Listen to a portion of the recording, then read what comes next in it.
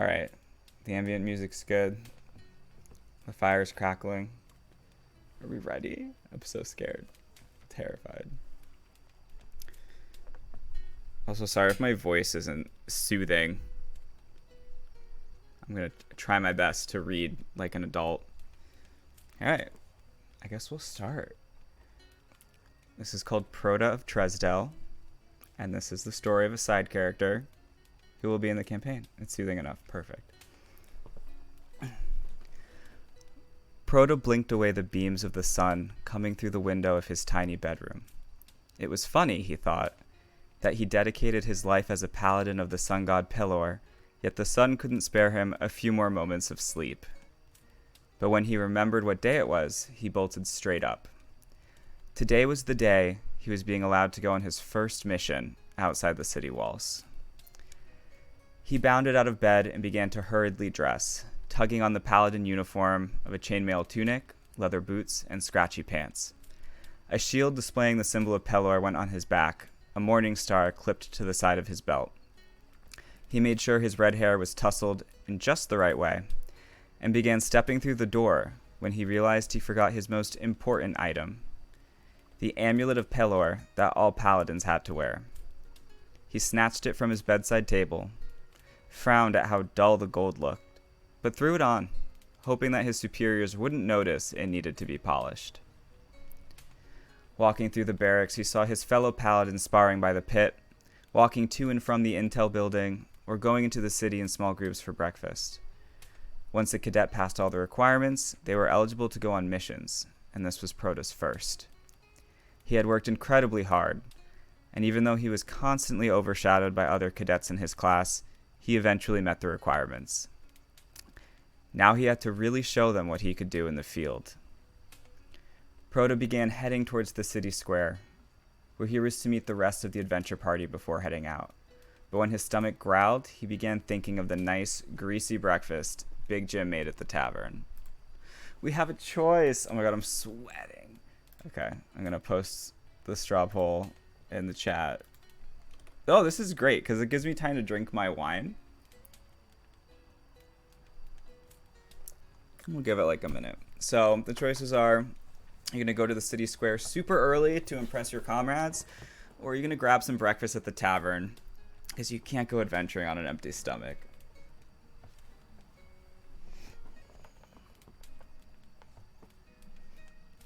Do I watch the results in real time? Is that how it works?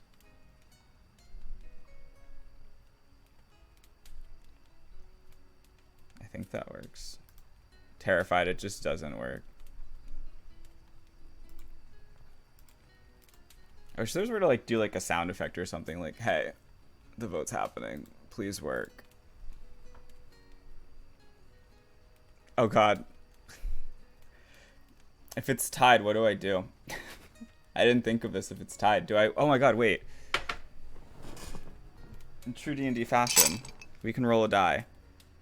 Alright, so I have a d20. For the tiebreaker, we'll do... I'm actually like dripping sweat. It's so hot in my room and I'm nervous. I'm going to roll a d20. Odd numbers go to the city square. Even numbers get breakfast. I said d20. There's no d2. Yeah, so even... What did I just say? Odd number, go to the square. Even number, breakfast. We got a 6. We're getting breakfast. Let's see how good my Google Doc is. So we are getting breakfast. Going for breakfast. The growling in Prota's stomach was too strong to resist. Skirting along the edge of the square, he made his way towards Big Jim's Inn and Tavern. The large wooden sign that hung above the door was worn, but inviting. Through the window, he could see the regulars were already taking up the best tables. He pushed open the heavy door and shuffled to an empty seat on the corner of the bar. Sam, Big Jim's nephew, was in the middle of placing steaming plates of food in front of some of the guests. He had a bit of sweat on his brow as he concentrated on not dropping anything. Prota noted the pointy ears that gave away his half-elven ancestry. "Prota!" Sam exclaimed when he noticed the paladin's presence.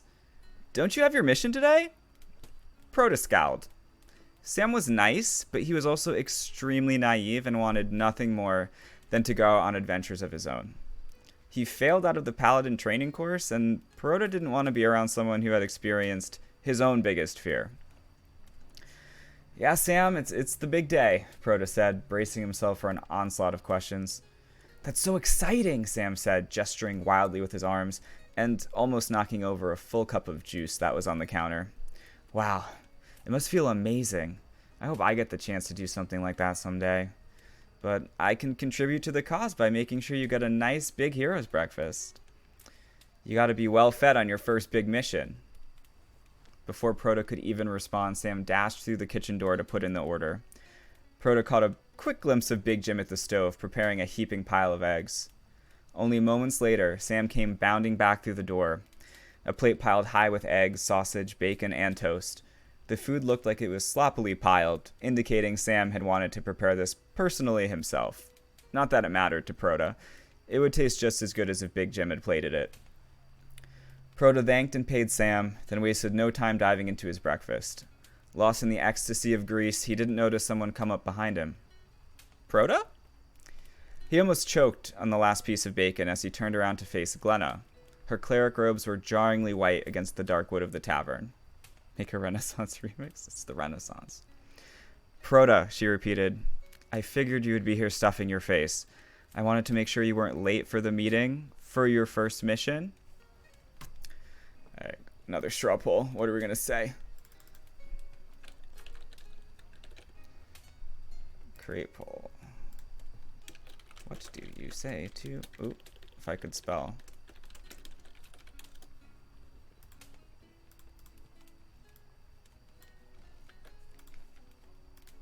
You know what? While you guys vote, I'm going to make the next one.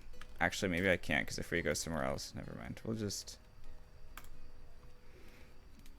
Let's just take our time, right? I'm not in a rush. Ecstasy of grease.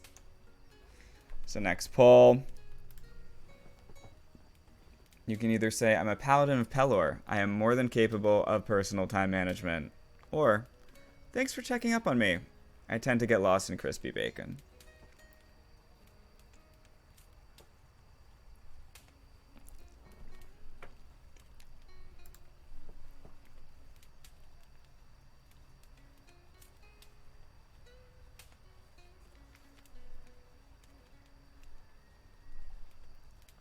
Okay.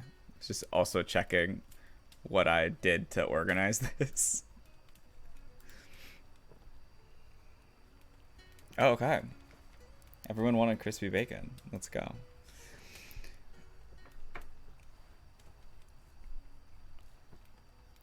Oh, I also forgot I need to keep track. I need a pen because some of the choices add up to something. I promise I'm a professional. I don't have a pen. Hold on.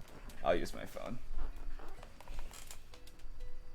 I forgot I didn't put this in Twine or anything, so I have to track the stats on my phone note page, which is fine. I'm a professional. Because there might be romance. Okay. New grinder bio. Thanks for checking up on me. I tend to get lost in crispy... accurate.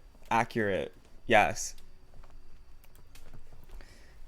Thanks for checking up on me.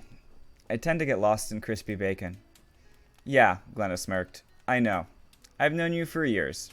Before you were a big, scary paladin, I know what bacon does to you. Just wanted to make sure I had a good breakfast before my first mission, Prota said, taking one final sip of coffee. And how funny, Glenna said. That's also our first mission together. What? Prota asked, cocking his head to one side.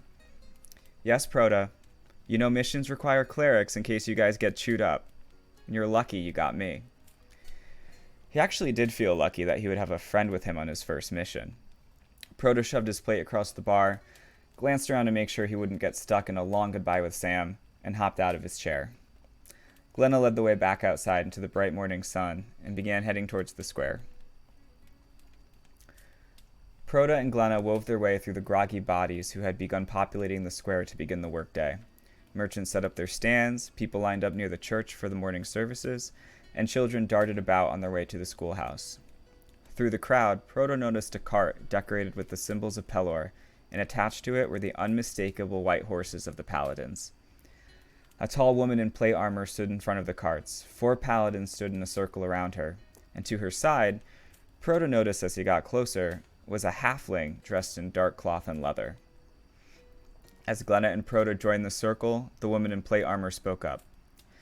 "It looks like we've got everyone we were expecting," she said in a clear, strong voice. "Right on time, too." "Thanks, Glenna. We would have been late." She began to pace, hands held behind her back, as she explained the mission. "I am Captain Henley. I will be leading this mission. We will be taking this cart into the Nomog forest. We have heard reports from travelers using the road that kobolds have been sighted outside of the borders we have drawn for them. We will contain the kobolds, redirect them back onto their assigned land, and then journey north to the halfling hills of Bromhead.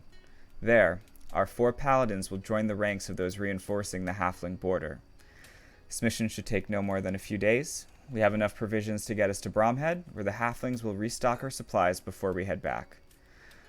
On my left is," I changed his name, "on my left is Bertram, a halfling ambassador who will be joining us." "Well," Bertrand scoffed, "I wouldn't have to join you if you just let me use the teleportation glyphs." Captain Henley shot the halfling an icy look. "You know, the glyphs are only authorized to be used by Tresdell Council representatives. It was very nice of you to come with your leader to plead for more border reinforcements. You got your wish. Now, everyone, take your seats. We want to make the most of the daylight." The kobolds have assigned land? What if the kobolds want their land back? What if the kobolds want their land back? Uh-oh. Could there be conflict? Could there be conflict maybe in the main campaign about that very thing? Bertrand scoffed again before hopping into the cart with surprising agility. He was followed by the 4 paladins, but as Prota started towards the cart, Captain Henley raised her hand. "You're the cadet coming along with us on this mission. So let me tell you how this is going to go. You watch, you listen, you learn. You're here to get a feeling for what we do outside the city walls. There might be combat, but it isn't likely. If combat does happen, stay back. You draw your weapon only if you're directly attacked. Got it?"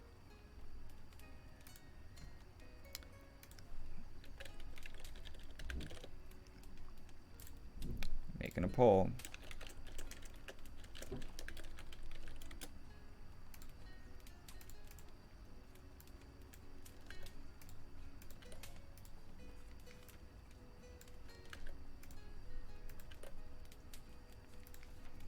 Getting faster at him.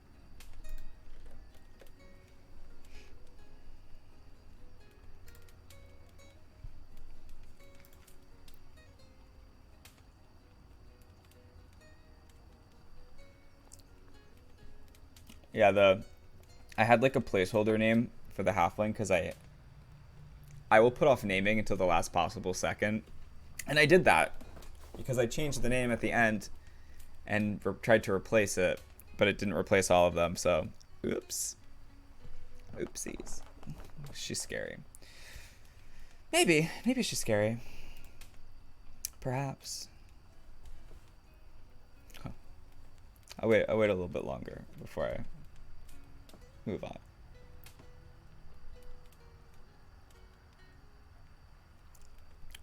Maybe she's scary. Maybe it's years of combat and forced borders. Ew. Cork.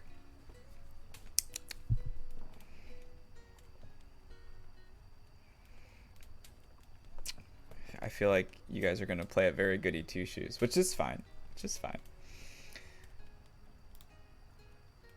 Okay. Got it. Good, Captain Henley said before turning on her heel and taking her seat at the driver's seat of the cart. "And polish your amulet," she shouted over her shoulder. "It's filthy." With ears red with embarrassment, Prota climbed into the cart and plopped down in one of the seats in the back. Glenna slid in next to him. "It's your first mission," she reassured him. "Just enjoy the ride. You'll get to do the cool hero stuff when you're ready. I put these very close together. I'm sorry. It's another choice.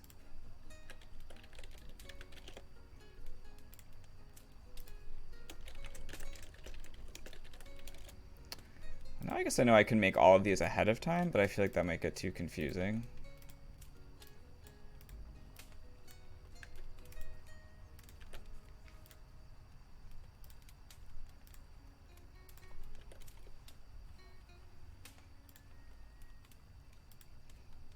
The choices get more spread out as we go on, and the description gets less because I get tired. I had a deadline that I imposed for myself, so.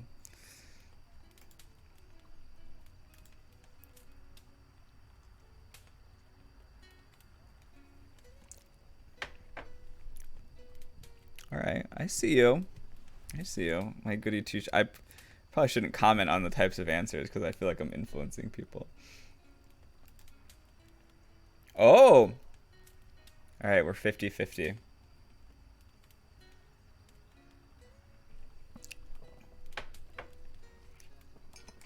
Got the D20.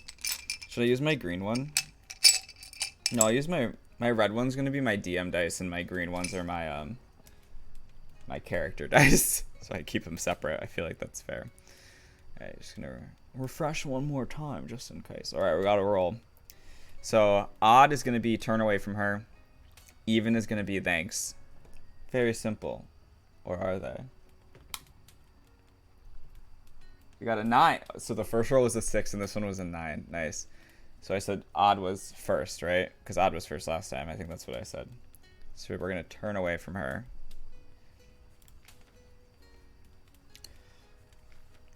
Prota just shifts away from her. Sad. The cart began to move down the street towards the large main gates. Prota had been outside the city walls when he worked on his family's farm. But this time, leaving the gates after being inside them for so long, made him feel anxious. Looking forward past the heads of his fellow paladins, he could see the winding road curving back and forth until it vanished on the horizon. The Nomog Forest. Prota was jolted from his sleep when the cart suddenly lurched to a halt. It was dark, with just a trickle of silver moonlight to let him see the trunks of trees that were surrounding the cart. They had arrived in the Nomog Forest. Like a machine, the paladins were already jumping out of their seats and setting up camp. Sleep well? Glenna had already hopped out of the back of the cart and was extending her hand to help him down.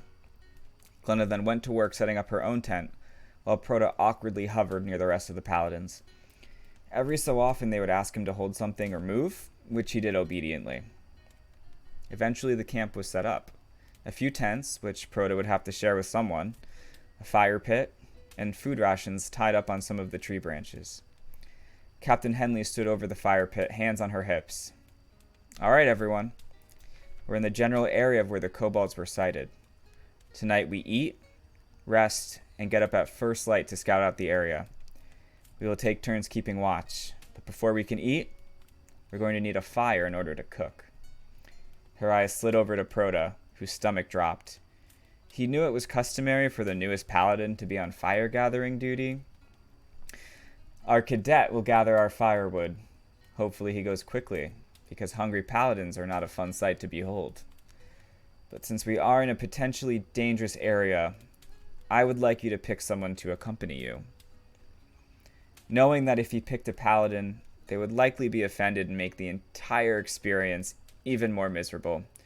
Prota glanced first at Glenna, and then Bertram. Almost forgot his name. I have to change it every time. So, who are we taking? Who are you taking to gather firewood with you?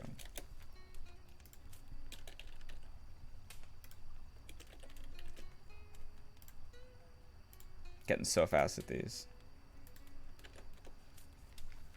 So fast.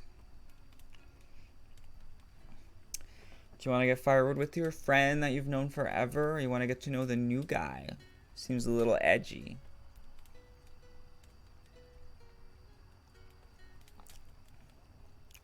Because if you pick a paladin, you're going to get bullied for the rest of the time. And you're just not mentally prepared for that. Just not ready. Let's see how many choices we go through. This is really relaxing, to be honest. I really feel like I'm listening to a campfire story. That makes me so happy. Not all of the moments are going to be relaxing. Sorry. But no, that's the vibe I'm going for. That makes me happy. This is good. I'm glad. I'm having fun. Amber inspired me to do this. Oh. Ooh, Glenna. We love Glenna. We love Glenna. Alright, we're picking Glenna.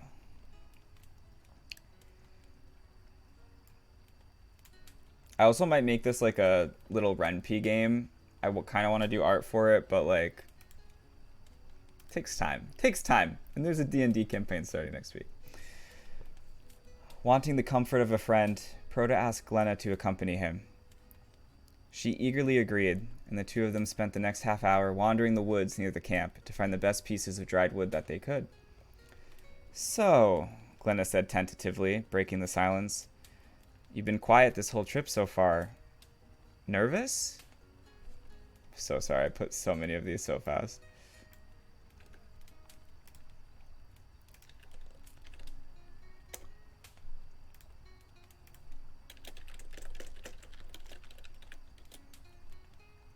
Hey, I'm getting faster.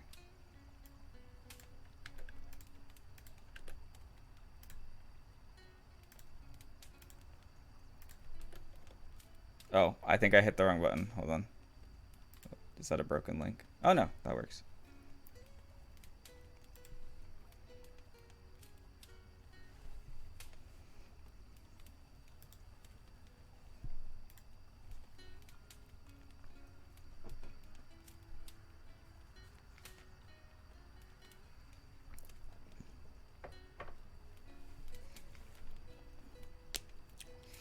We're going to be open with our feelings, and we're going to power through it.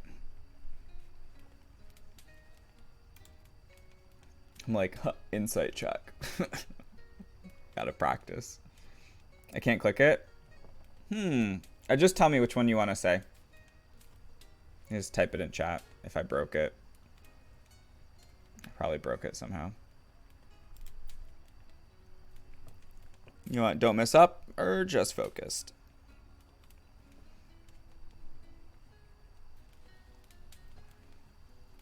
Yeah, I think I like punched my keyboard. If it's not letting you.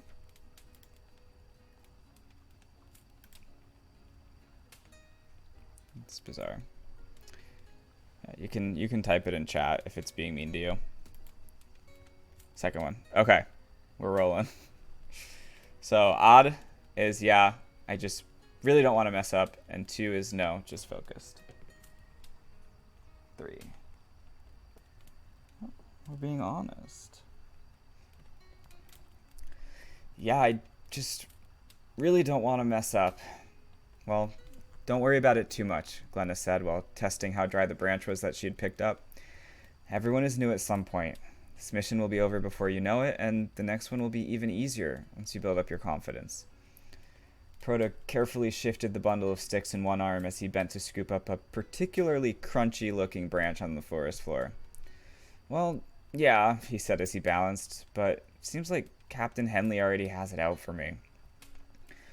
She just wants to make sure everyone is safe, Glenna reassured him, and if it makes you feel better, don't tell anyone I told you this, but Head Cleric Ivara told me that when Captain Henley was a cadet, she got lost on her first mission while she was out collecting firewood.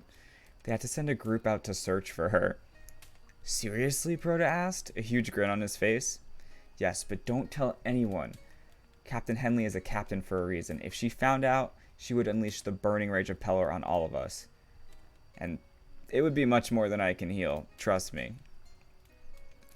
The two of them shared a brief moment of laughter before a thunderous roar cut through the night air. Prota and Glenna looked towards each other, suddenly reminded that the forest they were in was not as safe as the walls of Tresdell. That came from the direction of the camp, Glenna said, tossing her wood aside and sprinting in the direction of the noise. Hesitating for a moment, Prota too dropped the wood and began running after her. In the distance, they could hear the sound of snapping branches and the shouts of the Paladins of Pelor. I have a burp. Like a really, really intense moment. Okay. Prota broke through the trees and into the camp to find a scene of chaos. Kobolds were sprinting from the north, many of them darting right through the camp. The paladins were trying to stop them, slashing, shoving, grabbing, whatever they could do to try to stop the tiny dragonoid creatures. The horses, tied to a far tree, were bucking wildly.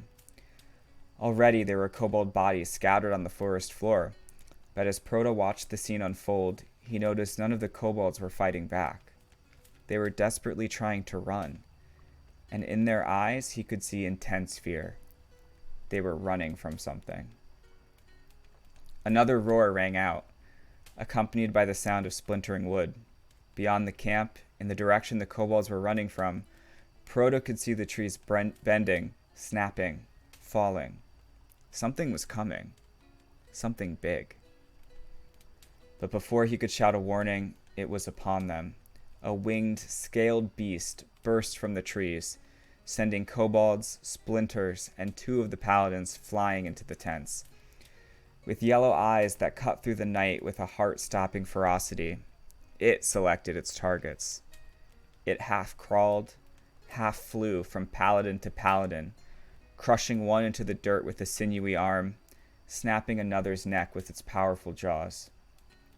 Instinct taking over, Prota dove into the underbrush, shaking. He peered out at the carnage, seeing the only person left standing, Captain Henley. With sword and shield in hand, she cried out, her sword bursting into brilliant light. She struck at the creature, but at the same time, it clamped its jaws around her torso. The light of her blade vanished as the metal plunged deep into the creature's throat, but its fangs punctured Captain Henley's armor like paper. The creature reared back in pain, releasing the near-lifeless Captain Henley. With the blade still in its neck, the creature spread its wings and took off. Gusts of dust slid across the camp. The creature roared a final time, this time with clear notes of pain, and began soaring away over the treetops. Prota laid in the brush, experiencing the thick silence that now laid over the decimated camp. A bead of sweat slid down the side of his head. The image of Glenna, sprinting towards the destruction, snapped Prota into action. He dragged himself out of the underbrush and ran towards her. She had her staff out and was running from corpse to corpse, checking for any signs of life. "Glenna," Prota shouted, grabbing her shoulder. "Check that side of camp," she said, not looking away from the fallen paladin as she checked for a pulse.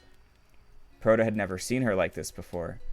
She was always light-hearted and kind, but then again, he had never seen her on the battlefield. He suddenly wondered how much bloodshed she had experienced. More than him, it seemed, for her to be able to react in this way. He did as he was told, running over to the collapsed tents and rummaging through the wreckage. He pressed his clammy hands against the throats of his comrades, but there was not a single pulse to be found. "They're all," Prota said, fighting to keep his breakfast down. "Dead," Glenna finished the sentence. She was over the lifeless body of Captain Henley. Thanks, Ratlord. Welcome, welcome. "We have to report back to the council," Glenna said, making her way back towards the cart. "This is much more than we expected. If the kobolds are hiding a dragon rot, that's a complete breach of the..." She suddenly stopped. "What do you think you're doing?" Glenna snapped. Bertram was finishing tying the horses back to the cart. He smiled sheepishly at Glenna. "I'm assuming you saw which direction that dragon rot was heading in, yes?" he asked politely. "I have a duty to protect my people. That thing is on a path right towards Bromhead, so I'll be requiring your cart and horses to try to warn my people before it's too late." Oh shit. Setting up a pole.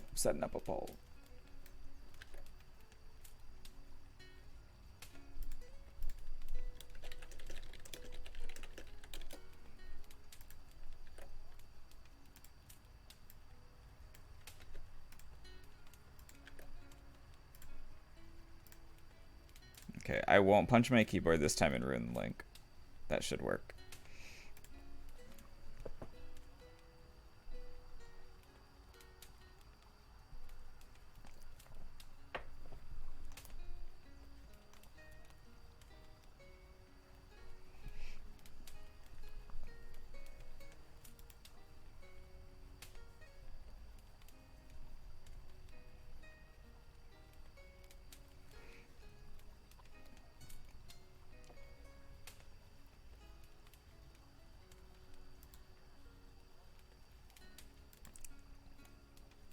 Oh god. Doesn't he have a teleportation rune? No, he has an amulet of Pelor, which is like helps him channel some of his powers. There's a fly. He has the seal of Pelor on his shield, but it's not a teleportation rune. Teleportation glyphs are expensive. The teleportation rune, the other dude, Bertram, no. He mentions that they didn't let him use the teleportation glyph in Tresdell. In the council chamber, there's a teleportation for every council member. Like every person who holds a seat on the council so they can make it to their meetings. So it's very expensive to maintain. And for like safety purposes, only that council member is allowed to use it. Yeah, he does not have one, unfortunately. He was pissed because they wouldn't let him use it. So he came all the way to Tresdell to appeal to the council to get 4 more paladins sent to his borders to reinforce his people. And then they said, no, you still have to walk back. That's why he's pissed. He's like, I came all the way here to participate in local politics. All right, we're rolling. It's fitty again. So odd is going to be, let's go to the council and better equipped people can handle it. Or even will be, we should warn the halflings and save lives. We got a 2.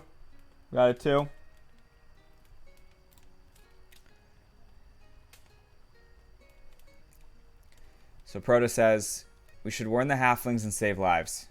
Bertram raised his eyebrows. What? He asked perplexed. Is this a trap?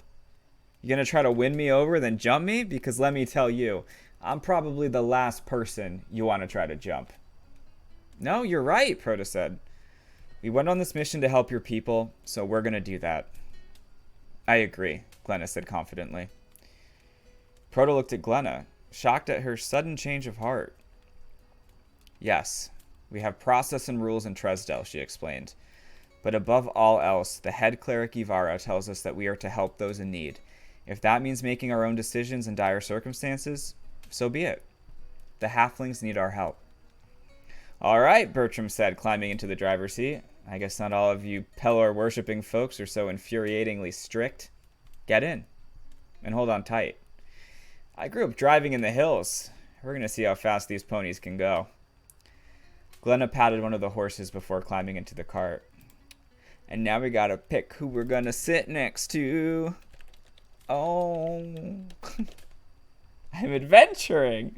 I'm playing too conservative. I love it.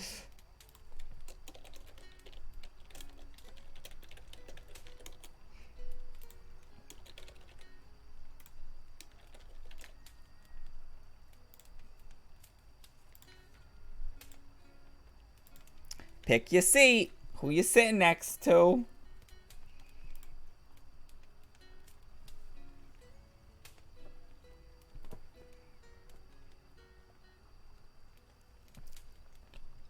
I feel if I wasn't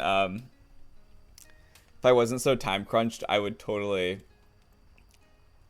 make this less biased, if that makes sense. Like I see the shortcomings of my design. I'm very aware.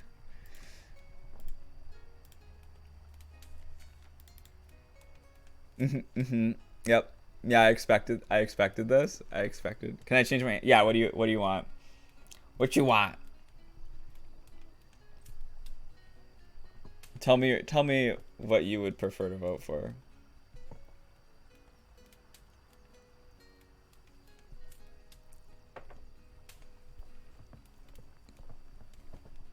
Change it to Bertram? Alright.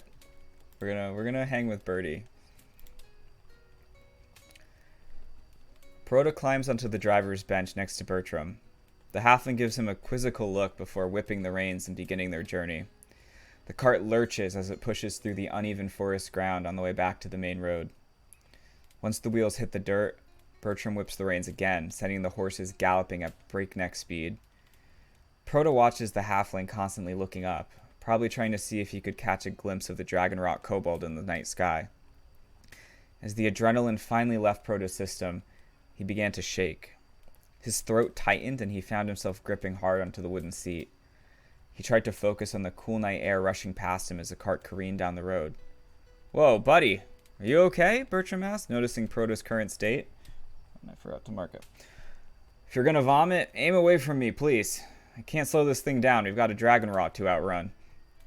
Prota just shook his head, indicating he wasn't about to vomit. You're not used to this stuff, are you? Bertram asked, taking a serious tone. Shit. With one hand on the reins, Bertram fished around under his shirt and brought out the hilt of a dagger that was strung around his neck. This is my first dagger. Do you know why I keep it with me? As a reminder. A reminder that I was once young, stupid, inexperienced. A shadow crossed over his face as he continued. I might never be able to atone for the mistakes that I've done in my past, but I've learned as best I can. There's never a moment where I don't see the faces of those I let down or hear the screams of the people I abandoned in their time of need. But I keep this dagger as a reminder of who I once was and how I failed. He looked at Prota, who now was giving him all his attention. And how I broke this dagger trying to break into a wine cellar because I already ran out of wine. There was a moment of silence after the punchline was delivered, and then Bertram burst into laughter. The absurdity of it forced Prota, who's that? Prota to crack a smile. You broke that stealing wine? Prota asked, chuckling. I mean, don't get me wrong. I've done horrible things and made a lot of mistakes. But I've also learned not to dwell on them too deeply. You can't ever forget how to laugh. He tucked the dagger back under his shirt, returning both hands to the reins. Prota exhaled. The shock he experienced banished by the sudden laughter. Thank you, Bertram, he said. No problem. The horses galloped on for nearly an hour. Prota could see that the trees had changed from the pine of Nomog Forest into the purple and blue-tinted leaves of the forest of Orlaithir.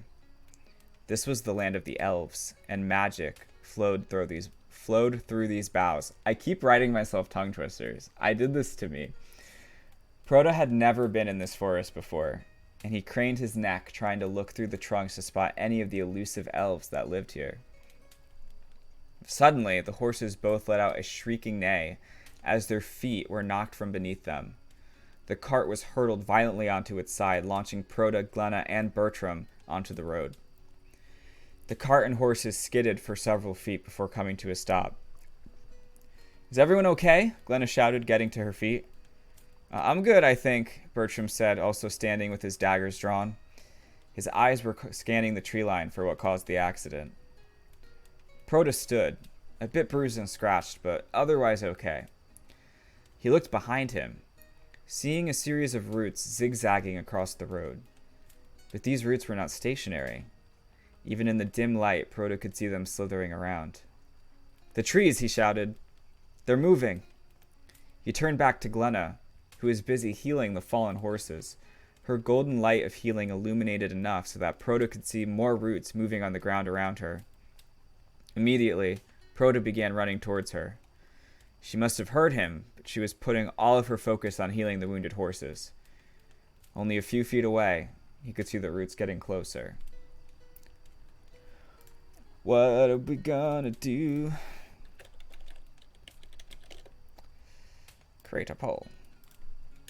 What does Prota do? What does he do?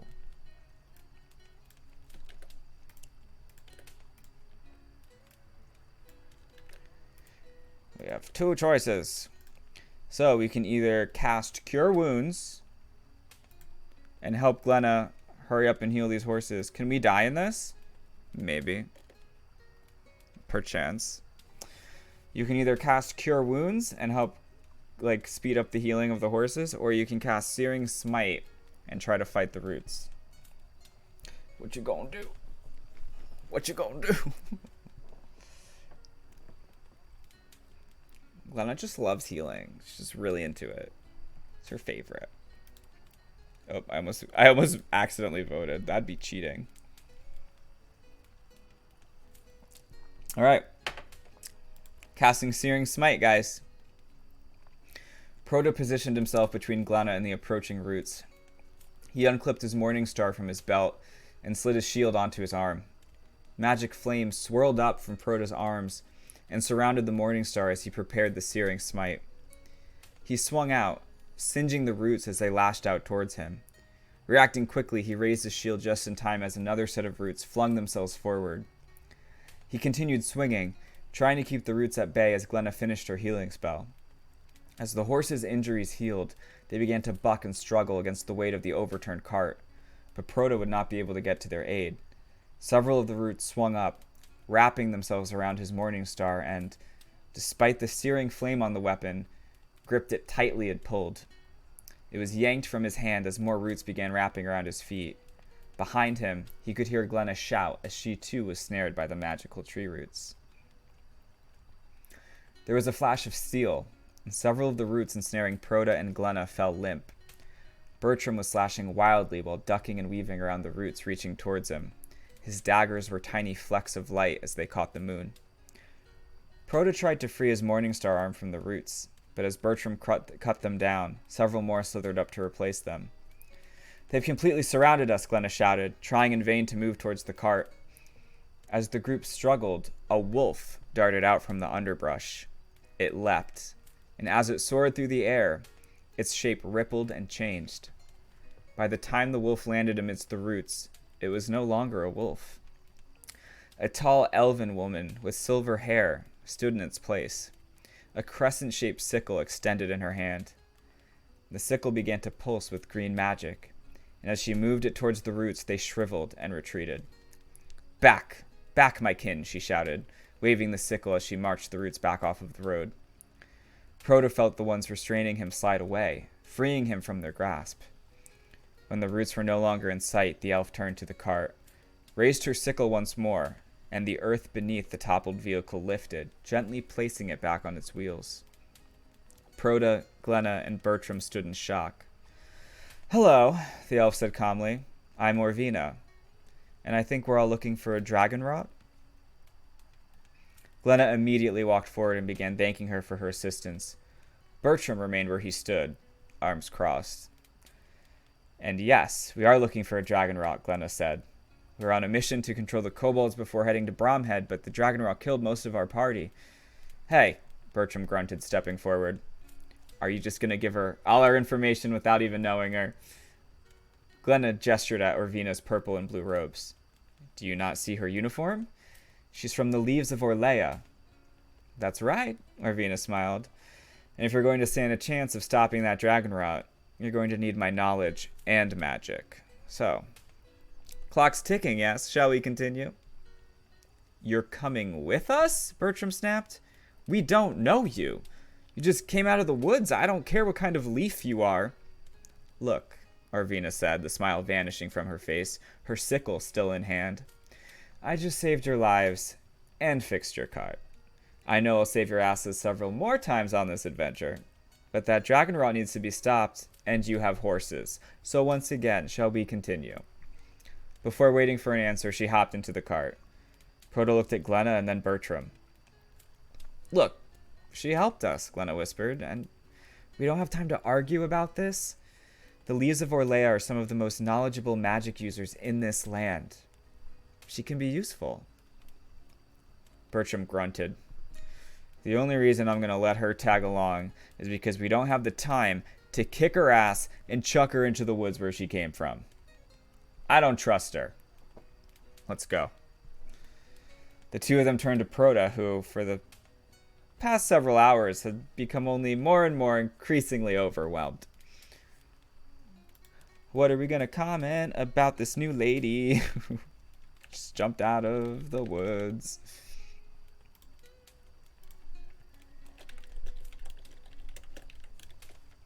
Yeah. Is that celery? Like, literally, that's her.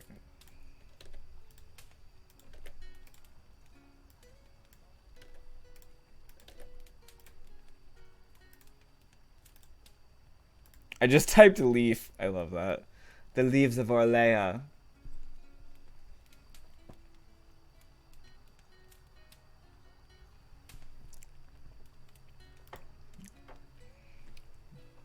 gonna give her the benefit of the doubt. We're gonna be like, fuck this bitch. Like, the audacity of this woman. Just says, hey. We're gonna vote 50-50. I'm just gonna have to roll a die every time, I guess. Give it a few more seconds. I wish there was a way. I'm sure there is a way. I just don't know how to code to save my life. To make a visual novel and have all the data sent to me, so I could take the most common choices and then make them canon. Like if I did make this a visual novel, I think that would be very fun. I think that would be a good time. All right. So, oh. All right. We got another vote. So, I mean, she saved us. She can come. They nodded, accepting the reality of the situation. Glenna and Prota hopped into the back of the cart, while Bertram once again took his place at the reins. They rode for several hours, Glenna eventually taking the driver's seat so Bertram could get some sleep in the back. Prota should have been sleeping as well, but the jostling of the cart on the dirt road, combined with his mind replaying the scene of the dragonrot devouring his comrades, made it impossible. His eyes wandered to Bertram, who was sleeping with his arms crossed, both daggers gripped tightly against his chest. He wondered if that's how he always slept, even if there was no immediate danger. Prota then turned to examine Orvina. She was curled up in a corner seat, her robes wrapped about her. He knew elves in Tresdell, but many of those had embraced the Tresdell culture and distanced themselves from their lives deep in the forest. The amulet of Pelor suddenly weighed heavily on Prota's neck. He reached up and let his fingers slide over the smooth gold. Did he trust Orvina? She had saved them, sure, but they didn't know her. Then again, they didn't really know Bertram either. As the two lay sleeping, Prota realized this might be the only opportunity he would have to use his divine sense closely, without them noticing, to see if there was evil within them. He was conflicted, though, examining them in secret. If either of them had ill intentions, it might be better to know, for his and Glenna's safety. Stropple.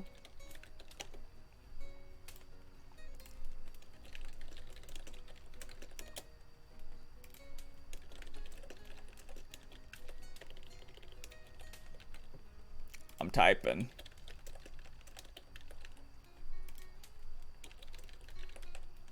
So there's 3 choices for this one, because I felt I wanted you guys to have the opportunity to like check on both of the people you don't know the most, but I also wanted you guys to have the choice to choose not to check at all. So this is, I think, the only one with 3 choices. So divine sense lets you detect if the thing that you're looking at, or I think it's more a sense of smell. I don't know. I'm trying to learn. You like sniff someone and try to see if they smell like evil. I see how it is. Yeah. Like, who you gonna sniff? Who do you want to sniff? All right. So we're gonna check on the new girl. We're gonna check on the new girl, I guess. That seems to be what we want to do. Prota grasped his amulet of Pelor and opened his senses to the divine. He examined the elf, watching her chest rise and fall. Prota himself began to breathe deeply, trying to see if he could smell any traces of evil. His nostrils flared, and he inhaled the smell of rotting wood. Suddenly, he felt his amulet grow cold, painfully cold, and he released it in shock. His divine sense faded, and he was aware of Orvina's green eyes drilling into him. "Can I help you?" she asked curtly. He started to explain. No need to explain, she said, shifting among her robes and closing her eyes again. You don't have to trust me. I don't expect you to, but don't be creepy. Casting magic on a sleeping person, gross. Shocked and embarrassed from being discovered, Prota just sat in stunned silence. Orvina was already asleep again, a cocoon of blue and purple cloth. His hand automatically went back to his amulet. It felt normal once more, making him wonder if the sudden sharp cold was just in his head. Shifting back into his seat, the paladin tried to find a comfortable position to drift off into troubled sleep.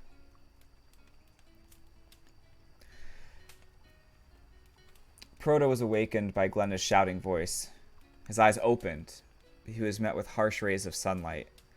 He blinked rapidly until the figures of Bertram and Orvina came into focus beside him.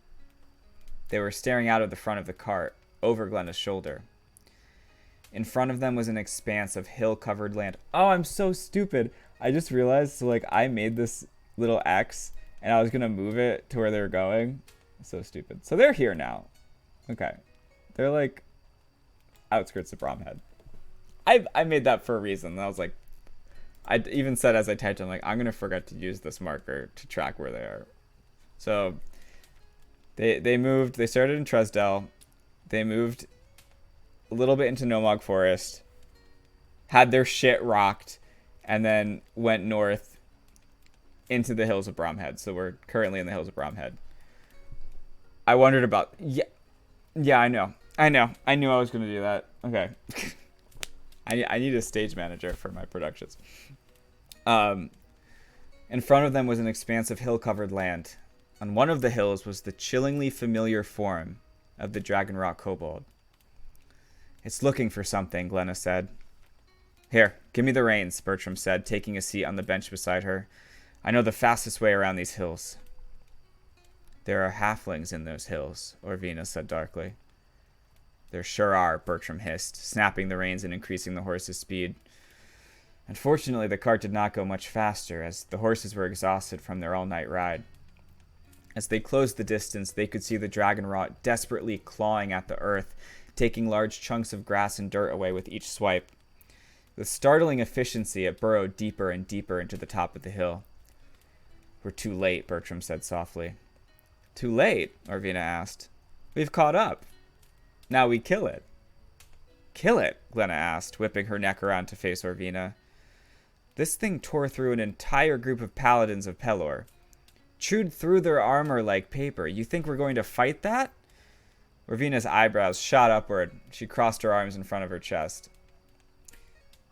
So, was that your plan then? She asked. Why are you following it? We were trying to beat it here so we could warn the halflings, Bertram grunted. Well, it needs to be killed, Orvina said simply. And it looks like those little ones are going to attempt it. From over a hill across from the Dragonrot, a group of figures began emerging. They moved in organized rows, obviously trained. The cart was close enough now that Prota could make out crossbows and swords in their hands. They're going to get massacred, Bertram said through his teeth. So what's the plan then, team? Orvina sang. There's a safe house further west, Bertram said. We need to get the civilians out from the hill the beast is on and get them to safety. The halfling's eyes were filled with worry. They were trained on the platoon of tiny bodies running towards the Dragonrot. Do you know how to guarantee your people are safe? Orvina asked. You kill it, which is what I plan on doing. Accompany me if you'd like. But I came here to solve this problem, not prolong it. Glenna's eyes flicked to Orvina and then to Prota. As a cleric of Pelor, I will be focusing on tended to the wounded. I want to get as many people out of there in one piece as I can. A roar boomed across the hills. The halflings had closed the distance between the Dragonrot.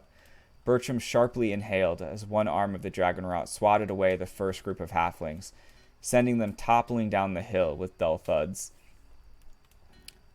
I'll be joining you then, Orvina, Bertram said. This thing needs to die. Prota wrapped his hand around the handle of his Morningstar. His heart was thundering in his chest as his mind showed him the images of his first meetings with the Dragonrot. This wasn't how his first mission was supposed to go. But this is what he trained for. He was scared, but ready. The cart skidded to a halt, and Bertram launched himself from the driver's seat, landing neatly in the soft grass. He immediately began running towards the battle. Orvina, once again in her wolf form, ran after him, grabbed him by the back of the cape, and flipped him onto her back. She bounded forward, Bertram holding on to tufts of her fur. Glenna began running in the other direction, sprinting towards the fallen soldiers at the base of the hill. Near the base, Prota could see an opening as the halflings in civilian wear began running out, trying to escape the unstable hill they lived in. Several soldiers were helping them out and directing them away from the danger. Prota looked back and forth, from Glenna to Bertram and Orvina. He could assist them in slaying the creature, or lend his healing magic to Glenna and save the wounded. What you gonna do? What we gonna do?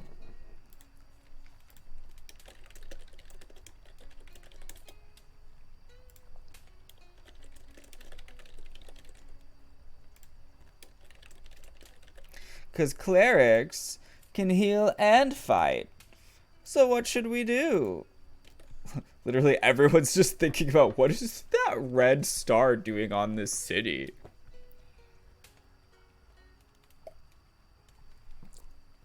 Just got wine in my eyebrow. I also considered having, like, I have a map of, like, the interior of the city, and I considered starting with that and, like, showing him, like, walking through the, and then I was like, nah, you get one world map, deal with it later.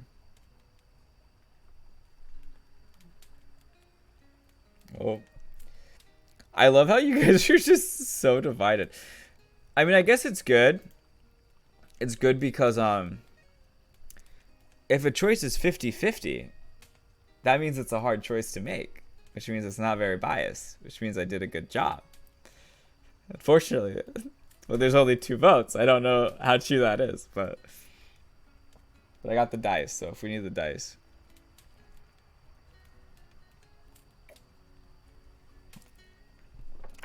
I wonder what we will do.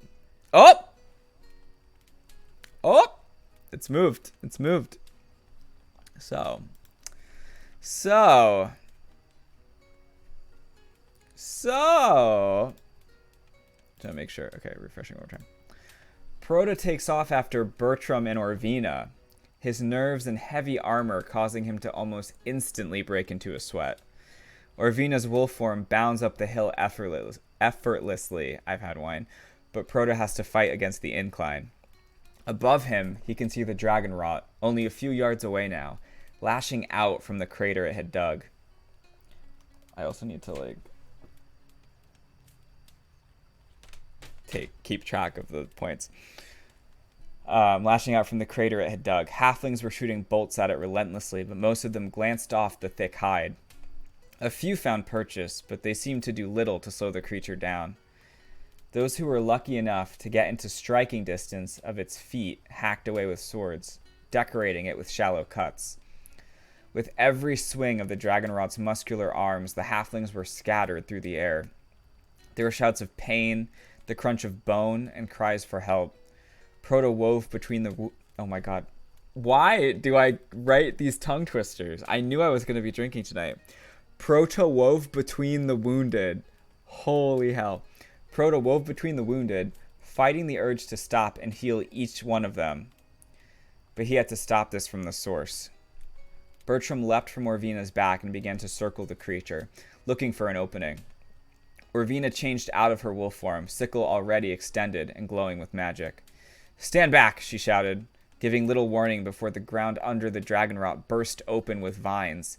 They lashed around its arms, legs, and neck, binding it and preventing it from moving. But the vines creaked under the stress, and many of them already started to tear. "I can't hold him long," Orvina yelled towards Bertram. "If you're going to do something, do it now." Bertram dashed forward from behind, weaving his way through the tangle of vines. Prota readied his morning star, his eyes looking for a clear path to the creature. It was then that he noticed Captain Henley's sword, still plunged deep into its neck. Blood was trickling from the wound.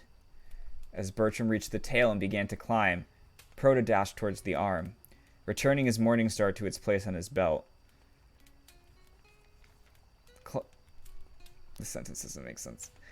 Climbing, using the vines as footholds, until he was close enough to reach the neck, he leapt, fingers extending, and grabbed onto the hilt of the blade. He held onto the blade tight as he fell, tearing the weapon free in a spray of blood. The vines broke Prota's fall, and he lay, face up, at the dragon rot, now writhing in pain. The vines holding the head snapped, free from the desperate motion, and the creature now locked its eyes on Prota, drool dripping from its open mouth. The wound was now a large gash. With the blade pulled free, the blood was flowing freely, but the creature was still coherent and readying itself to strike. Prota clumsily raised his shield, expecting to feel a tooth-filled jaw sink into him at any moment. But the strike never came. There was a roar from the dragon rot, followed by a squeal. Prota peered over his shield to see a blood-splattered Bertram clinging to one dagger that was embedded into the creature's head, the other stabbing it repeatedly. The dragon rot whipped its head back and forth, trying to knock Bertram free, but at each motion its energy dwindled. Its eyes glazing over, the large creature rocked forward and began to fall. Prota half crawled out of the way as the corpse of the dragon rot landed in the bed of vines, motionless. See? Orvina said. Orvina said, walking forward with a vial and taking some of the dragon rot's blood. We kill it. Bertram slid down from the head and wiped his daggers hastily on his shirt before putting them away. What do you mean, we kill it? He asked. You tied it up. Prota and I killed it. She looked the halfling up and down quickly. Yes, and before I tied it up, everyone was dying, so... Is there a place to get wine around here? She tucked the vial into the folds in her robes and began making her way back down the hill. Bertram looked at her, perplexed, while Prota shifted his focus to the wounded scattered around the battlefield. He cast as many healing spells as he could, and once his magic was spent, began using the supplies from his medkit. The next several minutes were a blur for Prota. Halfling healers came from other hidden passages in the hills. The wounded were assisted into neighboring hills, and some of the high-ranking halflings stood about the corpse whispering and writing down information. Bertram was among those by the corpse. Prota assumed he was relaying all the info he had about what had gone on in the forest. When he was done with his official business, Bertram made his way down the hill to Prota. He didn't stop walking, but he did indicate that he wished to be followed and mumbled, Tavern. Beer. Okay. And it's not clear, but like the group reunited after the battle. Like all four of them are following Bertram. I wrote this very quickly. This is the first time I've read it since I wrote it, so bear with me. Bertram led the group to one of the many hills on the outskirts of Bromhead. Prota didn't understand how any halfling could find their way around. There was almost no distinction from one grassy mound to the next. Yet Bertram led them on confident feet past a large, natural-looking farm into a hill with a large char mark on the side. Grass still hasn't grown back yet, he said, noting the damage. Drunk halflings with fireworks, not a good mix. There's a small door hidden by tufts of long grass that revealed a set of narrow stone stairs. Prota had to keep his head low to avoid bumping it against the ceiling. Eventually, stairs led to an open area, wood beams supporting a hollowed-out dirt room. Candles that stuck into the walls bathed everything in an orange glow. A few round wooden doors led to what Prota assumed were rooms in the kitchen. There were only a few halflings in the tavern, as it was still technically early afternoon. Don't you have responsibilities you have to attend to? Glenna asked as Bertram ordered the first round. Nah, he said. My job was to get reinforcements. Who died? So now I'll have to have a bunch more meetings before I get approved to make another appeal, and who knows, I might not even be on that committee anymore.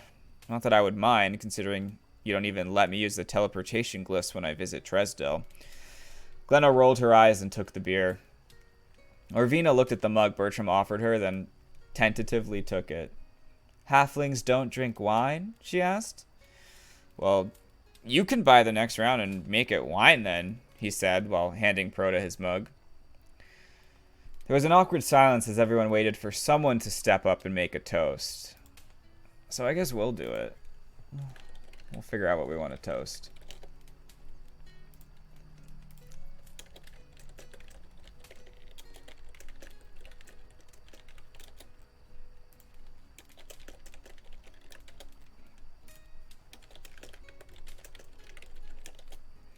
Create poll.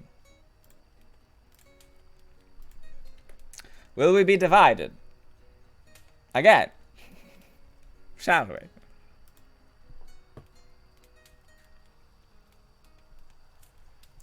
We killed the dragon rot though.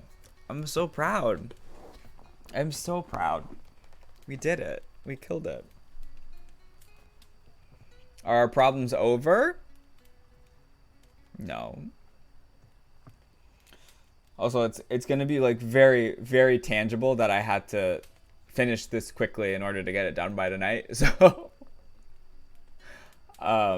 if the ending is, yeah, we'll just, I can always add more based on what ending we get and just flesh it out later. It's all going to be fine. It's all going to be fine.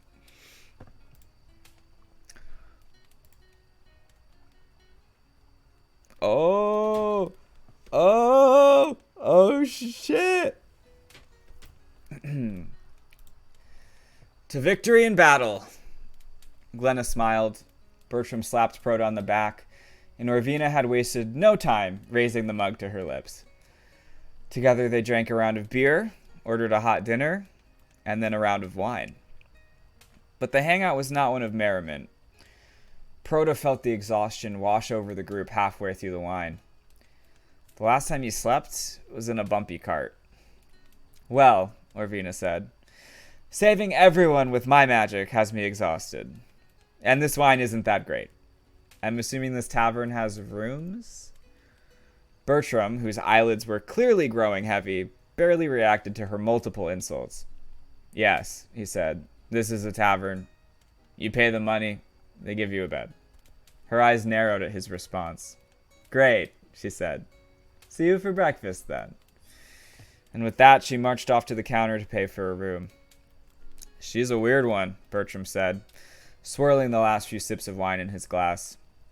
Yeah, but thankful for us, she's good at magic, Glenna said. The rest of the group soon followed Orvina's lead, paying at the counter and then heading off to their respective rooms. So, the choices we made, you'll find out. You'll find out. You'll find out. I'll keep reading. I'm feeling the wine. As Prota was preparing for bed, he heard a knock at his door. Confused, he opened the door just a crack. He thought no one was there at first, but upon looking down, he saw Bertram was in the hall. Bertram? Prota asked, opening the door fully. Hey, he said.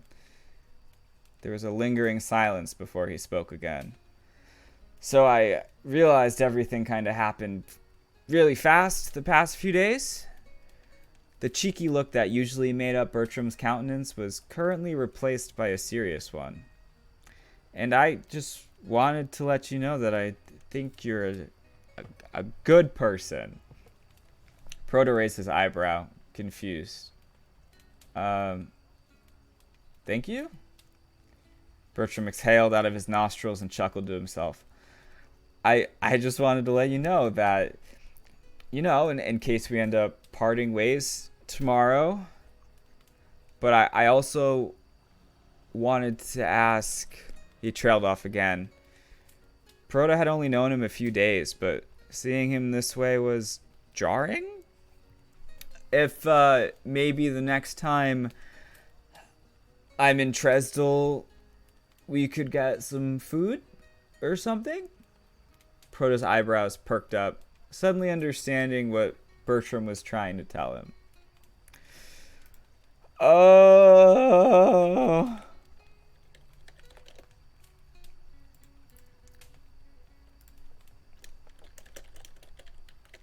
Oh my God. Is this a date? I don't know. It's going to be up to you guys.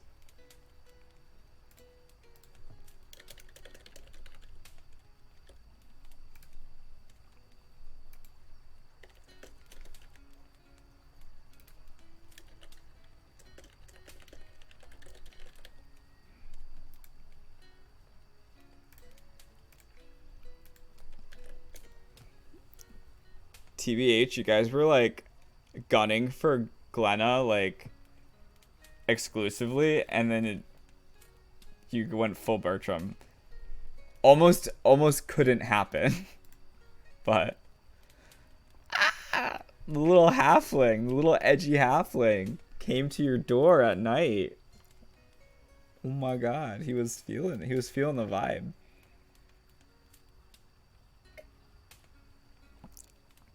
You didn't try to magically vibe check him while he was unconscious.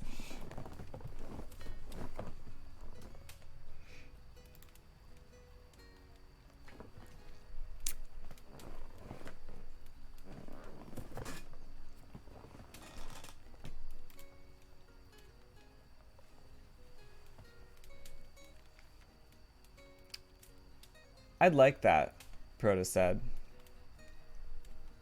Cool, Bertram said. Good night. He gently closed the door. Oh, you got a date! You got a date with the cute halfling edgelord. Oh my god. Oh. Did I consider writing spicier scenes for the potential romances? Yes. Did I realize I'd have to read them and I wasn't ready for that and also didn't have enough time? Yes. Maybe it'll progress more because now this is canon. You've made this canon. This is canon. Thank you. Sorry, Glenna. You're still like... Glenna's still like the realist. We love Glenna. Prota slept well, even though his bed was meant for someone much shorter than him. Any size bed would beat the hard wooden seats of the cart. He readied himself quickly, not wanting to be the last one up.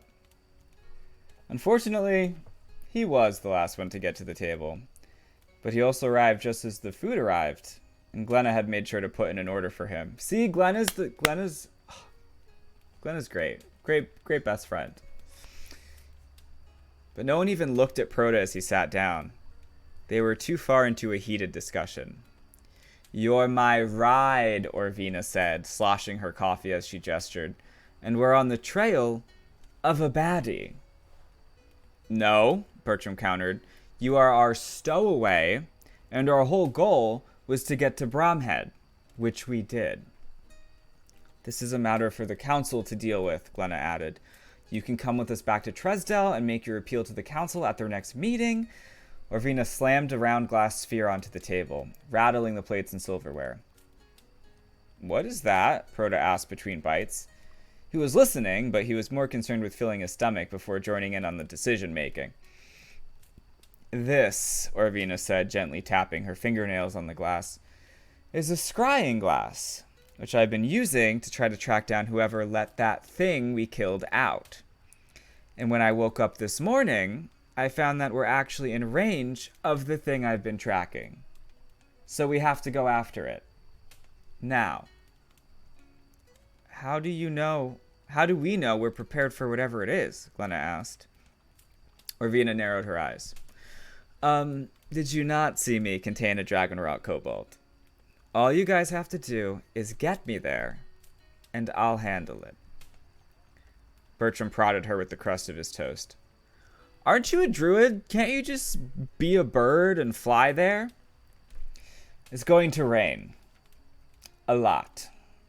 If I'm going to catch up and have the energy to stop this thing, I'm going to need a cart." "How do you know that?" "As you said, I'm a druid. It's going to rain." Bertram's brow furrowed. "Good point." Orvina stabbed at the last remaining sausage she had on her plate. "Also, aren't you people of Pelor supposed to be, like, sickeningly helpful? You guys have the chance to assist me in stopping what happened here, from happening again.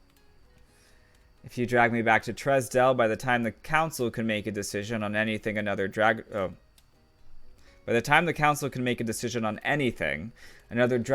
could swoop in and desecrate an entire town. Glenna and Prota locked eyes. Orvina was apparently educated enough in the teachings of Pelor to make the necessary argument. Seeing Glenna and Prota's demeanor changed, implying their compliance, Bertram sighed. I'll go get the cart. Rain pelted the canvas and created a slick mud that caused the cart to slide constantly. Orvina sat under the small awning at the driver's bench next to Bertram. She held her scrying glass firmly in her hand the entire ride, instructing the halfling on where to go. Ooh! Not chart. This can move. They're here now. They're in the forest, but by the mountains. Okay. I remembered only once. For a majority of the journey, they stayed under the cover of the trees of Orlaithir, but the northern mountains were still clearly visible on the left. As the dark, rainy day turned to darker, rainy night, the group pulled over under the cover of the trees to make camp. They huddled against the side of the cart, trying their best to stay out of the rain. We're closing the distance, Orvina said, clutching the scrying glass. We should be able to catch up to them by tomorrow.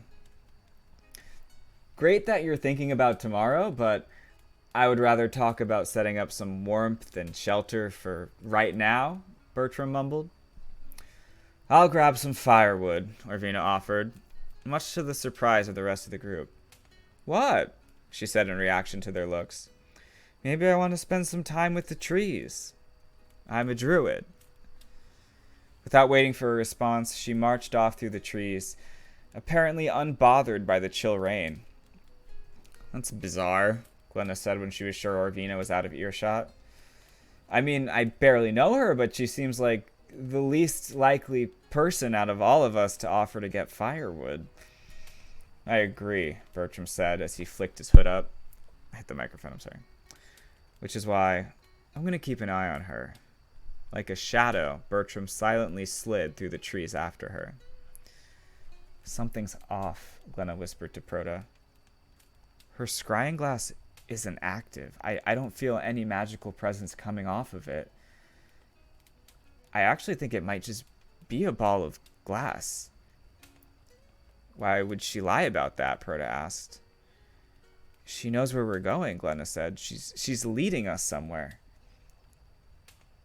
And she has a vial of dragonrot blood, Prota said, remembering her actions back in Bromhead. She took some of it? Glenna asked, concerned. But the conversation was cut short when a shout came from the woods. Without hesitation, Glenna bounded in the direction of the noise, staff in hand. Prota took off after her, Morningstar at the ready. Several yards through the underbrush, they spotted a form laying in the damp leaves. Bertram, clutching at his side. She stabbed me, he exclaimed between shallow breaths. The bitch stabbed me. Why would she do that? Prota asked as Glenna's staff began to glow with yellow light. I caught her making a call, her crystal. She's not using it for tracking. It's for communication.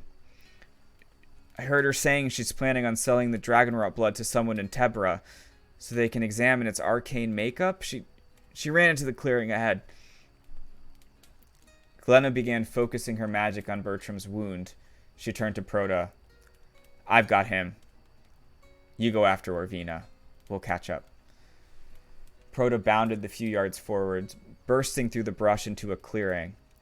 In the center was a raised stone pedestal, and Orvina, bent over, hurriedly writing on it with chalk. Orvina! He shouted. The elf froze, slowly stood, and turned to face the paladin. Thank you, she said while drawing her sickle, for providing transportation.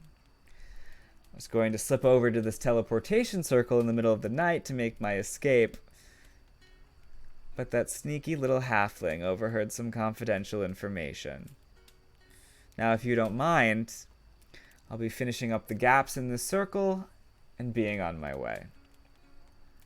Prota flinched as Orvina's sickle sliced through the air over his shoulder.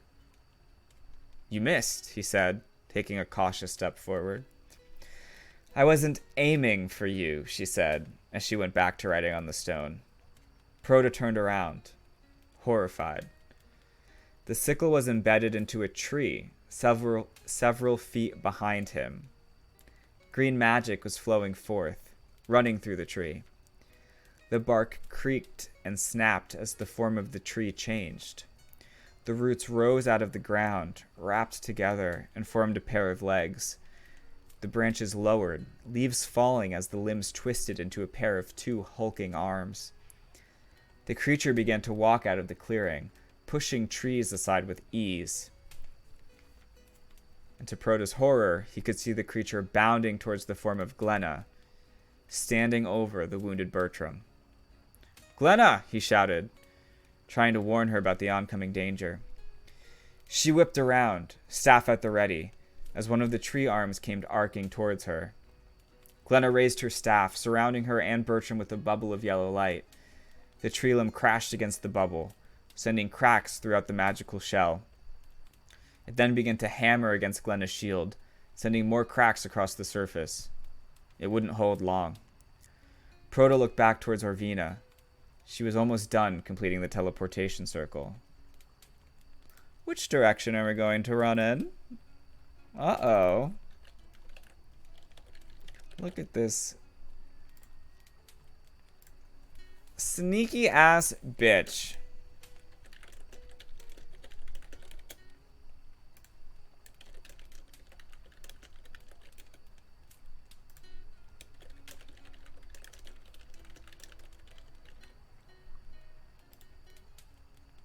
So good at making polls. So good.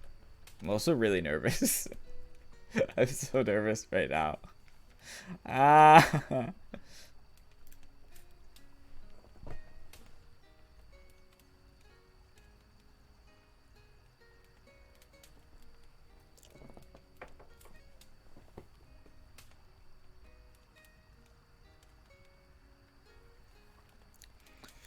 I also realize sometimes it's fun to just make the character who's not trying to hide that she's a huge evil bitch the evil bitch. Like, she's a bitch. She's great. Everything's fine. Oh shit. Alright, I gotta wait.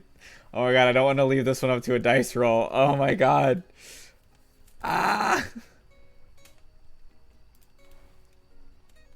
I'm so nervous. Should I just chug the wine? It's gone to... Is this a date to... Is this Mortal Danger? Betrayal? Stolen blood of enchanted beasts? Sidewalk chalk? Mean elves? Okay.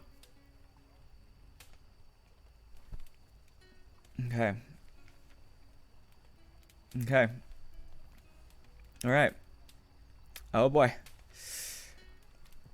Prota ran towards Orvina, Morning Star in hand. As he neared the edge of the stone, the glyphs written on it began to glow. Orvina stood in the center, smiling, the energy causing her hair to lift and flow. Coming after me, she said with venom in her voice. I thought a paladin would be more inclined to defend their friends. Prota looked back in time to see who's Jenna? Glenna's shield finally shatter, the magic unable to sustain any longer. Pieces of yellow light disperse as the tree limb came around again, this time striking Glenna and launching her into a nearby tree. She crumpled onto the leafy ground, motionless. The creature raised both its limbs now, aiming them directly at the semi-conscious Bertram, who was still sprawled on the ground. Okay, we have another vote. Oh boy. Oh boy.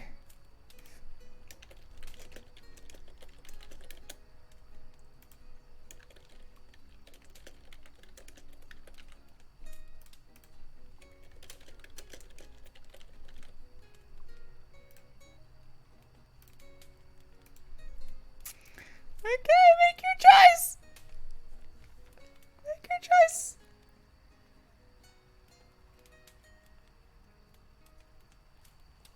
I feel like I need to just finish this wine.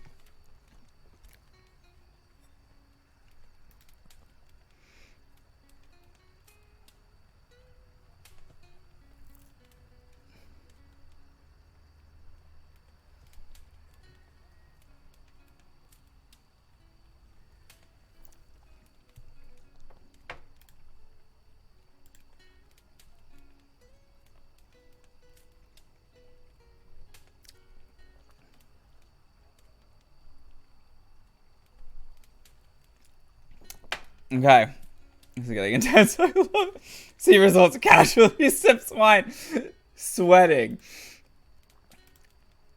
Okay. Prota pivoted away from Orvina and began a mad dash for Bertram, closing the gap between himself and the tree creature. Prota's morning star burned with the white-hot light of divine smite. Ooh, bars. The rain hissing as it met the flame. He swung it hard into the back of the creature. Wood splintered and singed as the creature was knocked off its feet and into the muddy earth where it lay motionless. A loud popping noise made Prota whirl around in time to see the magic dissipating on the stone platform. And no sign of Orvina in sight.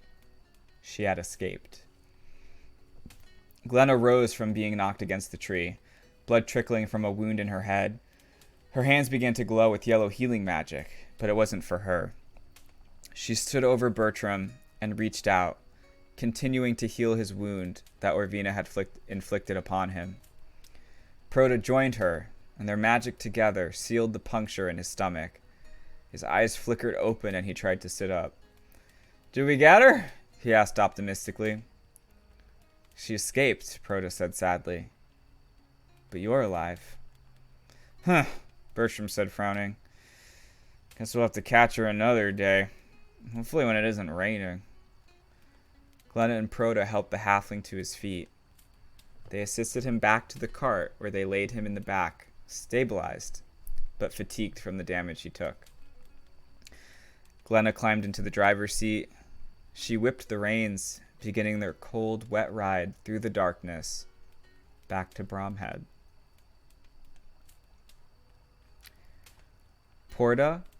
I keep calling him Porta. It's my character. I can't pronounce his name. Prota, Glenna, and Bertram returned to Bromhead, where Bertram made sure they had their supplies restocked. He remained with his people, explaining to the mayors what had happened. Prota and Glenna made the trip back to Tresdell, where they went before the Soul Centurion to recount the events they had witnessed. They were regarded as heroes, and the council agreed to send a search team of paladins to the kobold villages to make sure there were no more Dragonrot kobolds being hidden. The paladins were also instructed to keep an eye out for Orvina, and to keep their ears open for any talks of the buying and selling of Dragonrot kobold blood. Prota and Bertram began a cute little romance. Orvina escaped with her life, and Bertram did not die. I thought we were going to get our first character death before the campaign even started. The end. You lived, bitch. Literally everyone lived, except the Dragonrot kobold. Bertram could... Yeah, that's why I was really nervous. That's why I was really nervous. Because you guys romanced him and then made the choices for him to die. I was like... Yeah, he could die. He could... If you guys... This feels just like the end of a Telltale... Well, you know who you're talking to, right? So I'm gonna jot it down. I gotta jot everything down. Oh my god. So, Bertram lived. Prota and Bertram sparked a romance. Orvina escaped with arcane Dragonrot kobold blood, and we don't know where she has taken it. But that's how gay love works. One of them has to. Oh my god. Thank God you avoided me accidentally doing a trope. Oh, they're in love. They're gonna go on a date. Dead. Dead.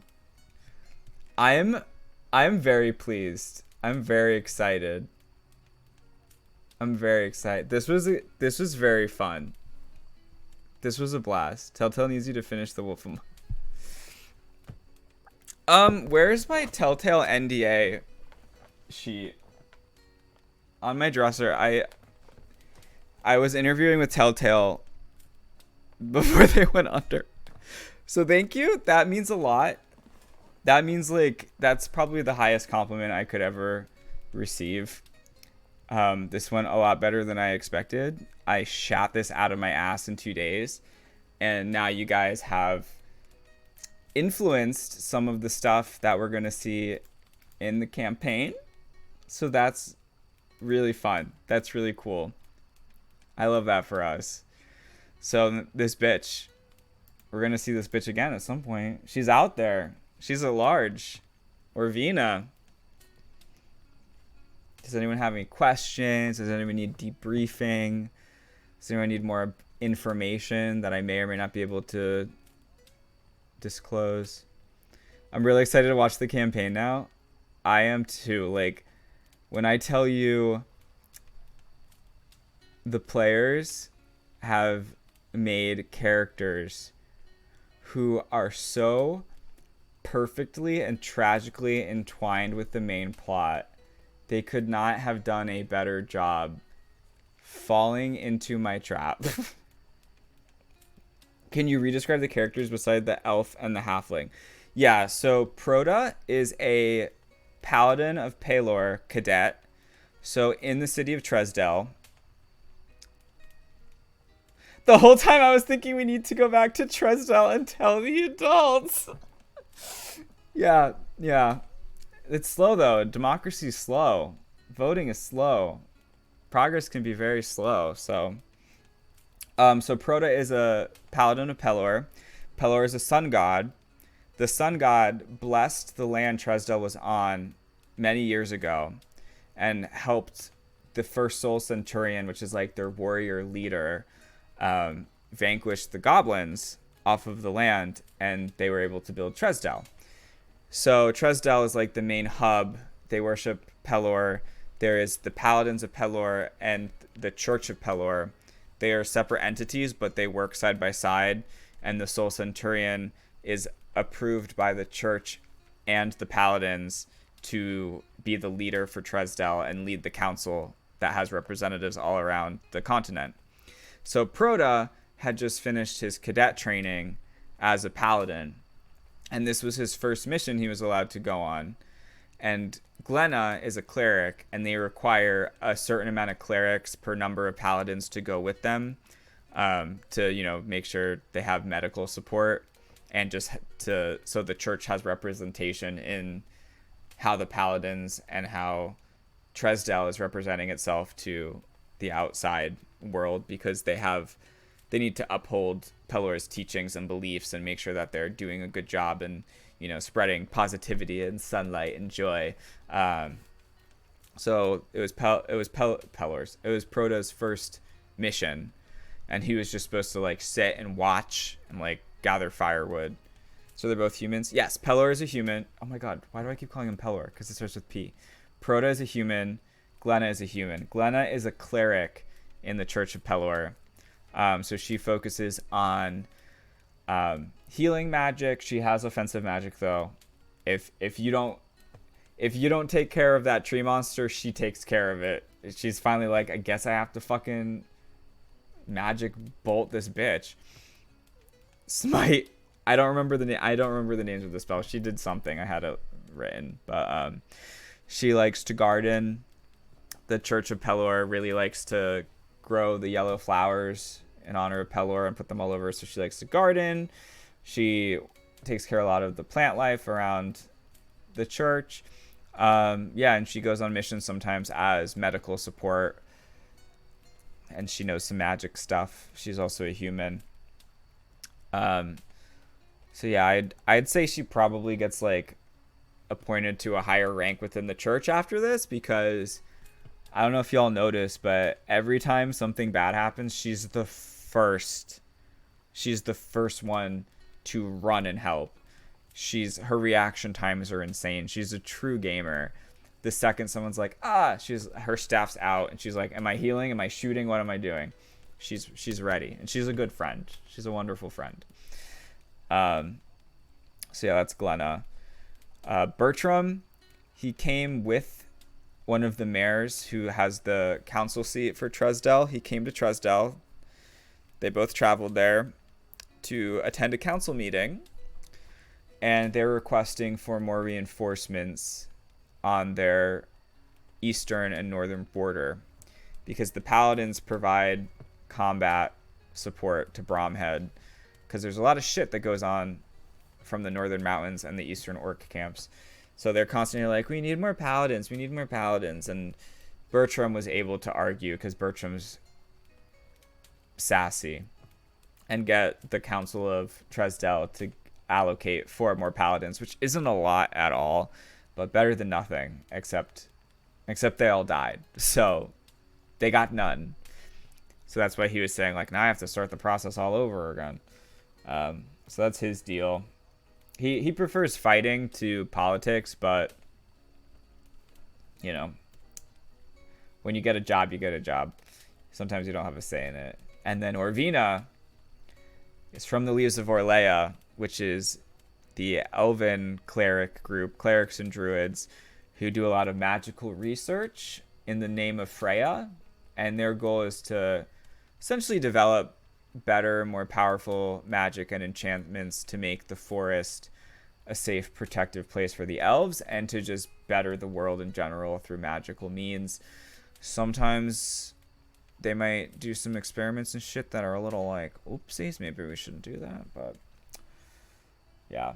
So she was a Leaves of Orlea member who was also dealing with some shady back alley magic trading that would probably get her a lot of money, but also in a lot of trouble.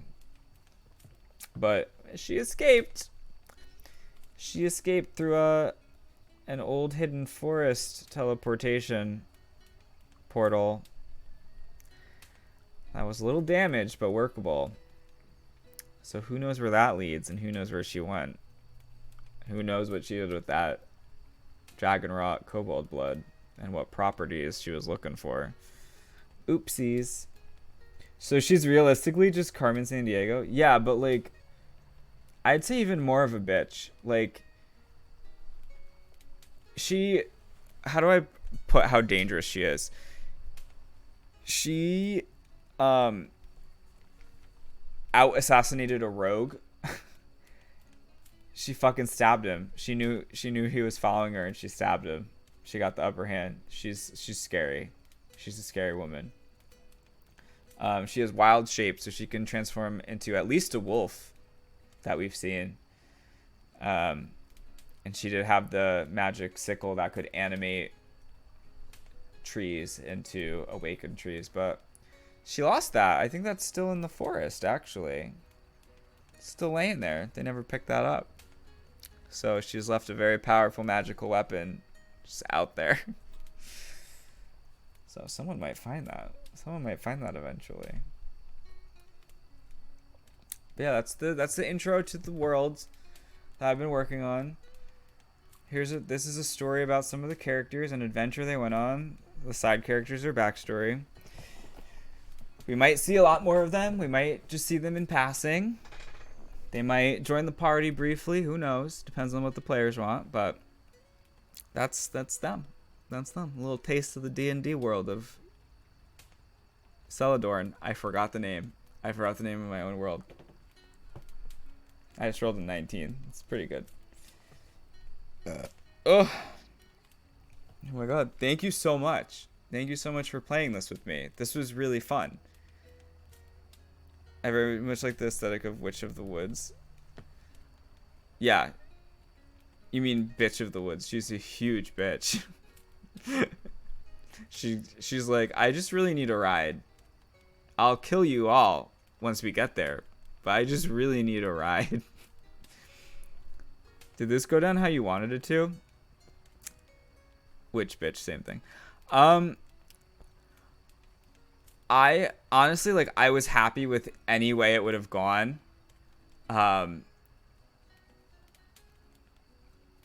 If Orvina didn't escape, that would have been fine, but then I wouldn't have had a fun villain that's now out in the world that I can bring her about. The thing that scared me the most was I, for whatever reason, didn't think of like, oh, what if they romance Bertram and then get him killed? I didn't think of that. I don't know why, because I think I thought like, oh, they'll either like not romance him. I don't know what I thought, but I for some reason didn't. I failed to think of like, oh, what happens if they romance Bertram and then Bertram dies.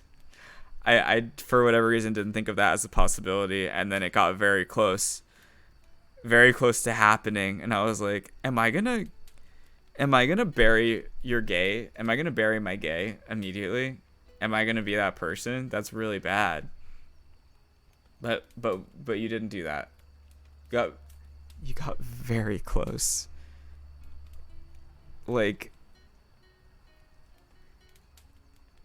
very close to your halfling boyfriend getting absolutely wrecked. Like, so wrecked that like 2 people pouring all of their healing spells onto the corpse did not fix it. It was gonna be a bloodbath. So thank you for avoiding that. And also, like, how I had it set up, like, you might have had very little scenes with Bertram and not really gotten to know him. So, like, whatever. We don't get to know him. We don't give a shit. But, like, you got to know him and then you almost killed him. And I'm like, no. No. So that's why I was chugging wine during that poll. I was very concerned about the halfling boy. Very concerned about that edgelord becoming mulch. I'm so scared that I'm gonna kill them during the campaign. Not Bertram, like just people in general. I'm very afraid of killing people. I know it has to happen, but I'm afraid. NPCs? That's fine. Player characters? Terrified. Absolutely horrified. Don't want to kill them.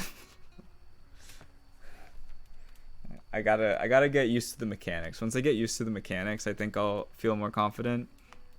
But you never know. Like a few ones in a row and you're dead. A few ones and you're dead. You don't know how shit's gonna go. So this was fun. I will definitely do another one day. This was very much like the beta test. I tried to keep it simple. I tried to keep it short. Hopefully you got enough character flavor to like get to know them enough. I was concerned you're gonna be like, I don't know or care about these people at all. Yeah, it was like 30 pages.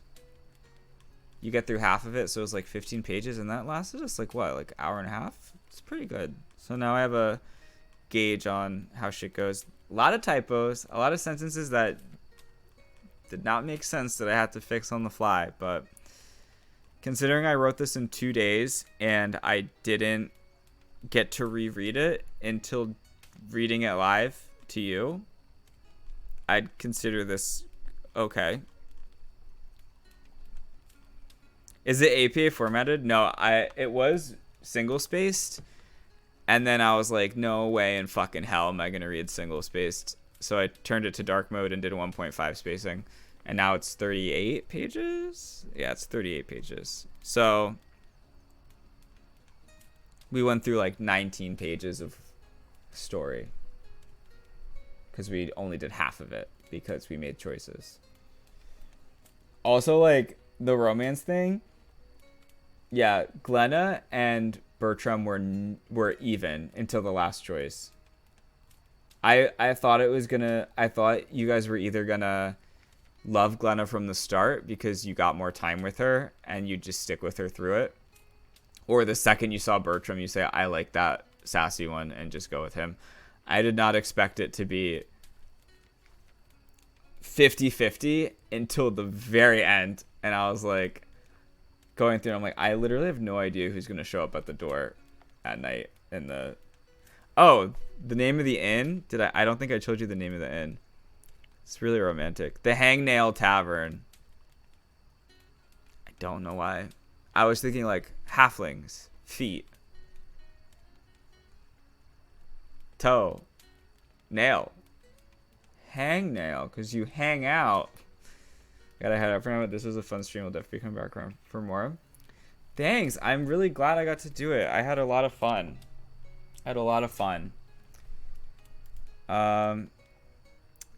Yeah, I should probably go to bed. This was like the perfect amount of time. Proud of myself. I was very nervous. I feel like I'm gonna be more confident to run the campaign as well. This was like the warm up for me, but I'm so sweaty. I was so nervous. But yeah, I have to get up early tomorrow and to get a COVID test tomorrow because one person from the wedding that I went to last week tested positive for COVID. We were all vaccinated, but still, we just want to make sure. Yeah, so I'm getting COVID test early in the morning. But once again, thank you so much. This was so fun. I had a blast. I love sharing the stuff with you. I promise I will make a better one. It's less scuffed and has more time and thought put into it. And maybe I'll make it a Ren'Py visual novel with like visuals and you can see the text on the screen and you don't just see a map with a marker for where we are that I forget to move until an hour into the story. But yeah. Thank you so much. Thank you so much for playing with me. I had a wonderful time. The next one will be even better whenever it happens, I promise. Okay. Good night. Good night, little adventurers. Thanks for gay halflings. Bye. Good night. I feel like I need to think of something for this world to sign off, but I don't think of it yet. If someone thinks of it. Bye, Bertram. We love you, Bertram. I stole your name from Shakespeare. Good night.